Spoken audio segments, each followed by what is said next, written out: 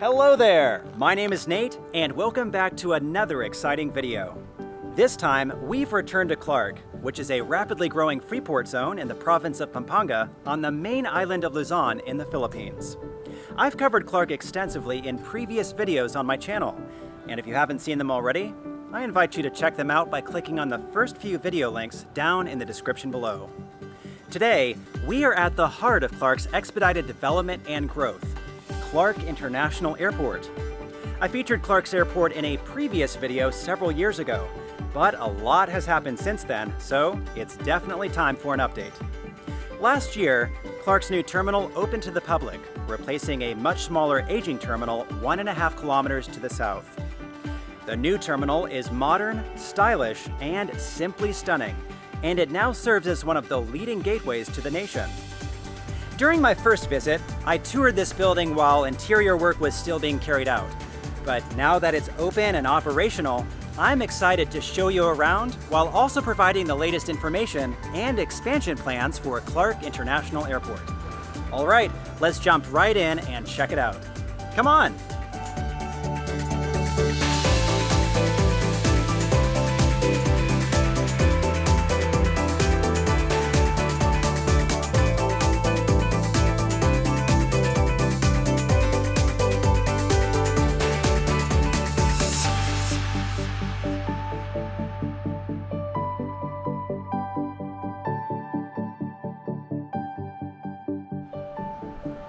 First, before we step inside the terminal, we've got to talk about the striking exterior design, which can be appreciated from miles away.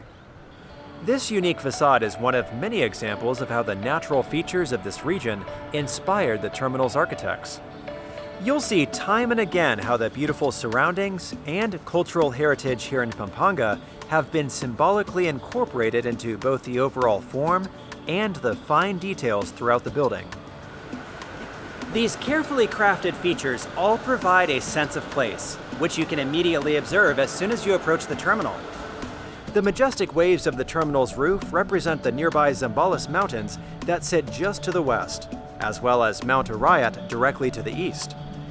The prominent wavy design at the center serves as a grand entrance to the elevated departures area, and the floor-to-ceiling windows offer excellent panoramic views of the mountains and surrounding countryside from the check-in area inside the terminal, which we'll explore shortly. The design of Clark's new terminal was impressive enough to be recognized in 2021 as a finalist in the airport category of the prestigious World Selection of the Prix Versailles Architecture and Design Awards. For me, the terminal immediately presents itself as an inspiring and welcoming transportation hub, one that now boldly stands to compete with other premier gateways in Southeast Asia. Okay, let's now head inside for a closer look.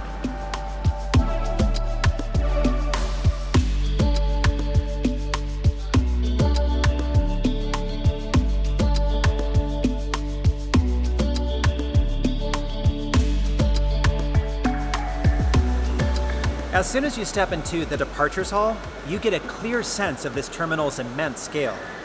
The floor area of the entire building covers 110,000 square meters. That's more than double the size of the old terminal, which closed down as soon as its replacement, this new terminal, opened to the public in May of 2022. This wavy design of the roof is just magnificent from the inside. With the expansive windows and high ceiling, the interior environment is open, inviting, and spacious. I love this natural light flooding into the check-in area, and as I mentioned, the views of the natural landscapes directly outside are remarkable. At its highest point, the ceiling is 20 meters from the floor, and those skylights built into the curved roof above are a wonderful touch. They allow even more diffuse sunlight into this space. Let's take a moment to look at the materials, lighting, and color choices here because, as with the exterior frame of the building, a lot of thought went into its interior design. From top to bottom, there's a complementing mixture of metal, wood, tile, and concrete. The striking wooden beams and trusses are glulam, or glued laminated timber from white spruce imported from Austria, and together, they dramatically warm up the interior and form an impressive pattern along the ceiling that evoke the famous giant lanterns of Pampanga during the Christmas season. The terminal lights are set at 3500 Kelvin, meaning that the interior lighting is relatively warm and closer to yellowish candlelight than bluish daylight. This lighting choice helps accentuate the terminal's textures, especially the timber, as well as showcase more of a cozy, calming glow at night. The earthy stone gray pillars and floor tiles symbolize the volcanic debris found in nearby lahars, primarily from the infamous 1991 eruption of nearby Mount Pinatubo, which sits less than 20 kilometers to the west of the terminal. A number of glass panels scattered around this departures hall, such as the ones you can see here in front of the security checkpoint, are tinted teal, as a nod to the dark bluish-green water of Mount Pinatubo's Crater Lake. As a side note, I'd highly recommend anyone visiting Clark to go on a Mount Pinatubo adventure trek. I did a hike to the Crater Lake in 2018, and the views from the observation area are truly amazing. Here are just a few of the photos I took during that adventure. Now let's quickly take a look at these check-in areas. As you can see, they're modern, well-lit, and well-organized. And there are multiple screens nearby providing relevant airline and flight information. The kiosks off to the side allow passengers to check themselves in for their flights and print their boarding passes in a matter of minutes. Additionally, dedicated baggage drop counters make the entire process speedy and seamless. There are automated baggage drop machines, but they are currently only utilized by Cebu Pacific. I'm a fan of these white counters with subtle protruding lines near the center. You'll see them in various sizes and configurations throughout the entire terminal. There is a coffee shop on one end of the hall and a 7-Eleven convenience store on the other. There is also this dining area on the upper level, with more restaurants due to be opened in the coming months. Behind the check-in counters, you'll find large bathrooms, a prayer room, medical facility, baby changing room, and a lounge. While we're here, I might as well mention why this was built in the first place. Over the last decade, Clark International Airport has taken on the role of a strategic alternative aviation hub outside of Metro Manila. The country's longtime primary gateway, Ninoy Aquino International Airport, exceeded its design capacity years ago, and just by looking at satellite images, you can see there's not much space available for any expansion projects. A massive new airport is being developed for the capital in Bulacan, and there are plans for another major airport to be built in Cavite. However, estimated completion dates for both projects are years away. Clark's Airport, on the other hand, has had a lot going for it, even before the 2020s. An ideal location, room for growth, established infrastructure, tremendous support from the government, and funding from both the public and private sectors. Additionally, Clark on its own has become one of the country's most popular freeports. Multitudes of domestic and international companies operate call centers, manufacturing facilities, and offices in Clark. And tourism here is on the rise as more resorts, casinos, golf courses, and family attractions open, all within a 15-minute drive from the airport. You can learn much more about modern Clark, including its unbelievable future ambitions, by clicking the pop-up banner here or the first link down in the description below. These contributing factors have all led to where we are right now. With a vision of becoming a 21st century aerotropolis, Clark International Airport pushed forward with construction efforts during the COVID-19 pandemic and doubled its capacity upon completion of this 15 billion peso terminal. At present, it's capable of handling 8 million passengers every year. With travel on the rebound globally, Clark's Airport has been recovering at a rapid pace. In the last few months alone, passenger numbers have surged, and airlines have opened over a dozen new routes. Here is a list of the airlines currently operating out of Clark International Airport, as well as the destinations they serve. Note that not all flights are operated daily, and this list will likely change in the near future. With that, let's head further inside and explore more of the fascinating features within this terminal.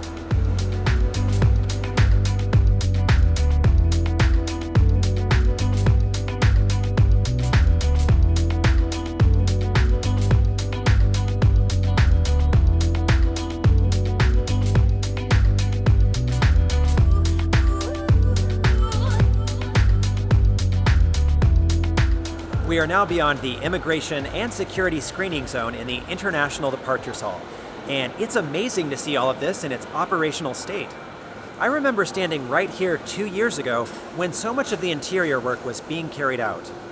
There is a dedicated space here in the center to sit down on Pampanga crafted furniture and relax before a flight. And steps away there are restaurants, shops, and cafes with more dining and duty-free options coming soon. It's great to see several vendors already selling local snacks, clothing, and souvenirs.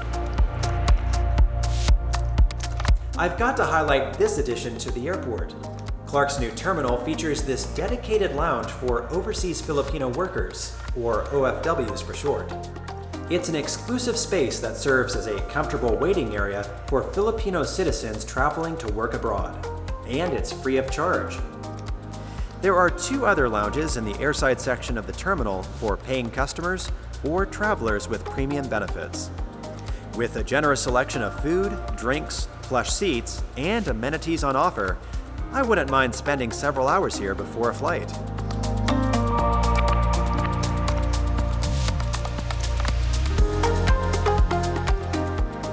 Back in the core of the concourse, you'll be able to soak in breathtaking views of the airfield and Mount Arayat, thanks once again to these massive floor-to-ceiling windows. I'm an avid aviation enthusiast, so this is by far one of my favorite features in this terminal. I mean, I could stay here all day with my camera and plane spot. What a fantastic backdrop for jets coming into land.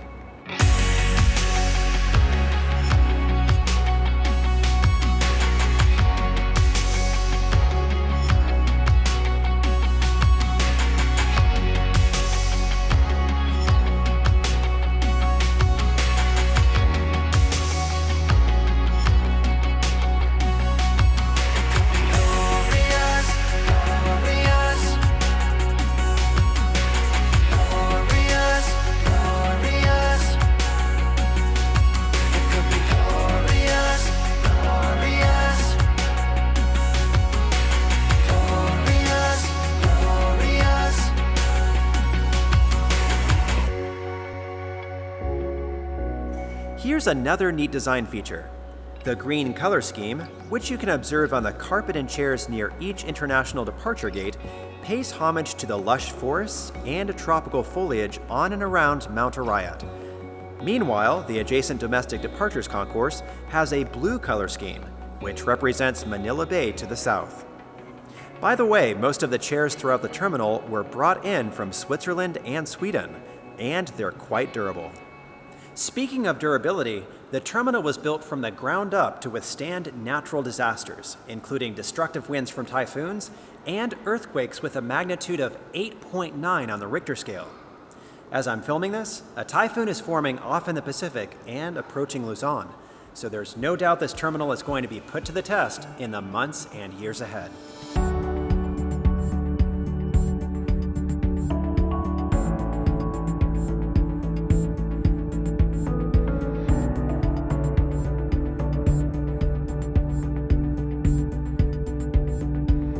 We are now on the lower level where passengers will take Aero Bridges such as this to either board their flights or head back towards the arrivals area after they've landed. I've always been a fan of these sleek jetways with walls of tinted glass on either side. They provide great views of the activity on the tarmac. While we're here, I want to point out the advanced visual docking guidance system available at each gate. Using the latest tracking technology, this automated feature helps pilots safely and accurately park aircraft during the day or night in all types of weather, including low visibility situations. It is indeed some impressive technology. Let's now continue along the arrivals level to the immigration hall.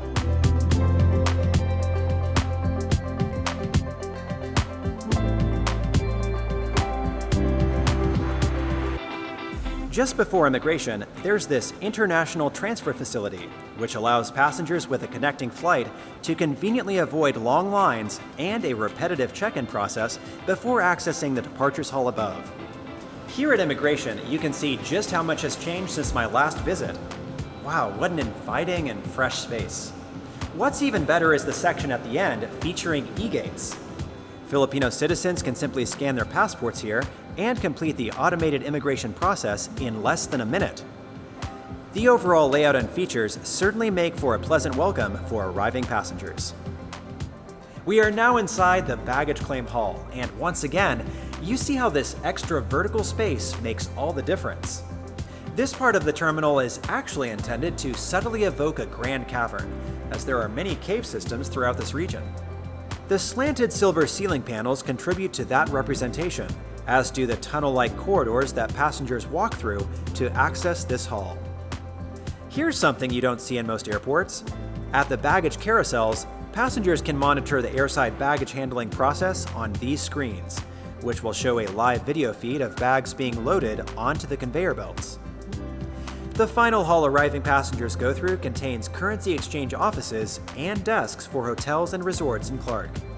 Additionally, there is a duty-free shop, rental car counter, and a Department of Tourism desk with flyers and helpful resources for visitors. Airline offices are located one level above and can be accessed using escalators and elevators outside the terminal. The meet and greet zone is beyond these doors, and once outside, passengers can take a taxi, ride-sharing service, or bus to destinations throughout the province and beyond. For anyone driving their own vehicles to or from the terminal, the good news is that a new access road now connects the airport to the nearby SETEX toll freeway, dramatically reducing driving times and potential traffic congestion within the Freeport zone. The covered bus station directly in front of the terminal building offers point-to-point bus services to the following destinations. The most popular route is Clark Airport to Ninoy Aquino International Airport in Metro Manila, which runs in both directions numerous times throughout the day. You can get the most up-to-date schedule information on Genesis Transport's Facebook page, which I'll include in the description below. Looking ahead, one of the largest ongoing infrastructure projects in the Philippines is the North-South Commuter Railway. It will connect Metro Manila to Clark International Airport with travel times between the two urban areas estimated at just under an hour. The airport's underground railway station is being constructed right over here next to the northern parking lots. Train maintenance facilities and concrete foundations for tracks are also being constructed on several sides of the airfield. The estimated completion date of the entire railway line is 2029, although it has been reported that a section of the northern line could open sooner.